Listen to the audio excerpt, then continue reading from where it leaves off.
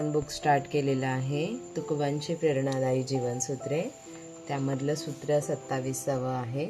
स्तुतीने हुरळून जाऊ नका, टीकेने खचून जाऊ नका. मानवी मन हे निसर्गातील सर्वात संवेदनशील आणि गुंतागुंतीचे यंत्र आहे. या मनाला सर्वात जास्त भूक कशाची असेल तर ती कौतुकाची आहे, आणि सर्वात जास्त भीती कशाची असेल तर ती निंदेची किंवा टीकेची आहे. आपण आपले संपूर्ण आयुष्य या दोन गोष्टीच्या भोवतीच फिरवत असतो. आपल्याला वाटतं की जगाने आपल्याला चांगलं म्हणावं, आपली स्तुती करावी, आपल्याला मान द्यावा. जेव्हा कोणी आपली स्तुती करत असेल तेव्हा आपण आनंदाने आकाशात उडतो, आपली छाती गर्वाने फुगते. पण याच्या अगदी उलट जेव्हा कोणी आपल्यावर टीका करतं, आपल्याला नावं ठेवतं किंवा आपला अपमान करतं, तेव्हा आपण क्षणात जमिनीवर आदळतो. आपला मूड खराब होतो, आपल्याला जेवण गोड लागत नाही आणि रात्रीची झोप सुद्धा येत नाही. याचा अर्थ काय? याचा अर्थ असा की आपल्या सुखाचा आणि दुःखाचा रिमोट कंट्रोल आपण जगाच्या हातात देऊन ठेवला आहे. जग जेव्हा स्तुतीचे बटन दाबते तेव्हा आपण हसतो, जग जेव्हा निंदेचे बटन दाबते तेव्हा आपण रडतो. आपण स्वतंत्र आहोत का? नाही, आपण लोकांच्या मतांचे गुलाम झालो आहोत. नेमकी हीच गुलामगिरी तोडण्यासाठी संत तुकाराम महाराज आपल्या एका अत्यंत शक्तिशाली विचार देतात. ते म्हणतात,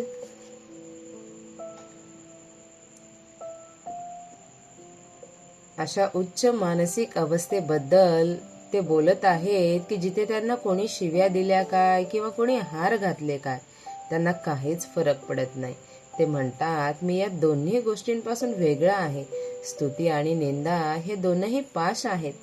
एक सोन्याचा आहे आणि एक लोखंडाचा आहे, पण दोन्ही माणसाला बांधून ठेवतात. जो या दोन्हींमधून मुक्त होतो तोच खऱ्या अर्थाने स्वतंत्र आणि सुखी होतो. आजच्या काळात, विशेषतः सोशल मीडियाच्या युगात, ही तुलना आणि व्हॅलिडेशनची भूक महामारीसारखी पसरली आहे. तरुणांचे दिवस लाईक्स आणि कमेंट्स मोजण्यामध्ये जातात. जर फोटोला जास्त लाईक्स आले तर दिवस चांगला, आणि नाही आले तर डिप्रेशन. ही अवस्था अत्यंत धोकादायक आहे, कारण स्तुती हे एक प्रकारचे मादक द्रव्य आहे. एकदा त्याची सवय लागली की माणूस ते मिळवण्यासाठी काहीही करायला तयार होतो. तो स्वतःची तत्व सोडतो, खोटं वागतो, फक्त टाळ्या मिळवण्यासाठी. आणि दुसरीकडे टीका हे विषासारखे आहे, ते माणसाचा आत्मविश्वास पोखरून टाकते. तुकाराम महाराज म्हणतात की या दोनही गोष्टी तात्पुरत्या आहेत. जी लोक आज तुमची पूजा करतात तीच लोक उद्या तुम्हाला मारायला धावू शकतात, आणि जी लोक आज तुम्हाला शिव्या देत आहेत तीच लोक उद्या तुमच्या यशानंतर तुमच्या पायाही पडू शकतात. लोकांची मते ही वाऱ्याच्या दिशेसारखी असतात, त्यामुळे त्या बदलत्या वाऱ्यावर आपलं घर बांधणं हे मूर्खपणाचं आहे. या संदर्भात हॉलिवूड सुपरस्टार आणि बॉडी बिल्डर आर्नोल्ड यांचं उदाहरण अत्यंत प्रेरणादायी आहे. आर्नोल्ड जेव्हा ऑस्ट्रेलियातून अमेरिकेत आला तेव्हा त्याचं स्वप्न होतं बॉडी बिल्डिंग चॅम्पियन, हिरो बनण्याचं. पण त्यावेळी लोकांनी त्याच्यावर भयंकर टीका केली. लोक त्याला म्हणाले, तुझं शरीर खूप बेडब आणि ओबडधोबड आहे, तुझं नाव उच्चारायला खूप कठीण आहे, आणि तुझा इंग्रजी बोलण्याचा लहेजा खूप गलिच्छ आहे, तू कधीच यशस्वी होणार नाहीस. ही टीका सामान्य माणसाला खचवण्यासाठी पुरेशी होती, पण आर्नोल्ड तुकाराम महाराजांच्या विचारांचा पाईक होता. त्याने या टीकेने खचून जाणं नाकारलं. त्याने ठरवलं की लोक काय म्हणतात यापेक्षा मला काय करायचंय ते महत्वाचंय. त्याने आपल्या शरीरावर काम केलं, भाषेवर काम केलं. गंमत बघा, जे लोक त्याच्या शरीराला बेडब म्हणत होते त्याच शरीरामुळे तो मिस्टर ऑलिम्पिया झाला. जे लोक त्याच्या उच्चाराला हसत होते तोच उच्चार टर्मिनेटर चित्रपटात स्टाईल बनला. जर आर्नोल्ड टीकेने खचून गेला असतात आणि लोकांचे ऐकून परत गावी गेला असता तर जग एका लेजंडला मुकलं असतं. त्याने सिद्ध केलं की टीकाकारांचे शब्द हे त्यांचं मत असतं आणि तुमचे वास्तव नसतं. दुसरीकडे स्तुतीने हुरळून गेल्यावर काय होतं याचं उदाहरण म्हणून आपण मायकल जॅक्सनचं उदाहरण पाहू शकतो. मायकल जॅक्सन जगाने डोक्यावर घेतले, त्याला किंग ऑफ पॉप म्हणले. ही स्तुती, ही पूजा इतकी अफाट होती की त्याला त्याची नशा चढली. त्याला वाटू लागलं की आपण देव आहोत, आपण काहीही करू शकतो. या स्तुतीच्या प्रसिद्धीच्या ओझ्याखाली तो दबला गेला. त्याला नैराश्य आलं, झोप येईनाशी झाली आणि शेवटी औषधाच्या अतिसेवनाने त्याचा दुर्दैवी अंत झाला. तुकाराम महाराज म्हणतात, वंदी कोणी पूजा करी मज हेही नाही. म्हणजे कोणी पूजा केली तरी ती डोक्यात जाऊ देऊ नका. स्तुती ही परफ्यूम सारखी असते, तिचा वास घ्यायचा असतो, पण ती प्यायची नसते. जर तुम्ही प्यायला तर ती विष बनते. मायकल जॅक्सनला ती स्तुती पचवता आली नाही. यश पचवणं हे अपयश पचवण्यापेक्षा जास्त कठीण असतं. तुकाराम महाराज अभंगात पुढे म्हणतात, देह भोग भोगे घडे, जे जे जोडे ते बरे. याचा अर्थ शरीराच्या वाट्याला जे भोग आले आहे ते प्रारब्धाने घडत आहेत. जे मिळत आहे ते बरे मानून स्वीकारणं हे शहाणपण आहे. याचा अर्थ निष्क्रिय राहणं नव्हे तर परिस्थितीचा स्वीकार करणं. जेव्हा आपण समजतो की समोरचा माणूस माझी निंदा करतोय, त्याचं कर्म आहे आणि मी शांत राहणं माझं कर्म आहे, तेव्हा संघर्ष संपतो. आपण अनेकदा निंदेला उत्तर द्यायला जातो. चिखलाला पुसण्यासाठी आपण पुन्हा चिखलाचाच वापर करतो, पण चिखल अंगावर पडला तर तो ओला असताना पुसू नका. तो आणखी पसरेल, तो सुकू द्या, मग तो आपोआप झटकला जातो. निंदा ही तशीच असते. काळाच्या ओघात सत्य बाहेर येतच असतं. प्रसिद्ध शास्त्रज्ञ थॉमस अल्वा एडिसन यांचं उदाहरण या स्थितप्रज्ञ वृत्तीसाठी प्रसिद्ध आहे. वयाच्या 67व्या वर्षी त्यांच्या प्रयोगशाळेला भीषण आग लागली. त्यांच्या आयुष्यभराचं संशोधन, रेकॉर्ड्स, मशिनरी जळून खाक होत होती. लोक धावत आले, एडिसन यांचे सांत्वन करू लागले. कोणालाही वाटलं की आता हा म्हातारा माणूस रडेल, खचून जाईल. एडिसन शांतपणे ती आग पाहत होते. त्यांनी आपल्या मुलाला बोलवलं आणि म्हणाले, जा तुझ्या आईला सांग, तिच्या मैत्रिणींना बोलून आण. अशी आग त्यांना पुन्हा पाहायला मिळणार नाही. मुलगा म्हणाला, बाबा तुम्ही वेडे झाला आहात का? आपले सर्वस्व जळत आहे.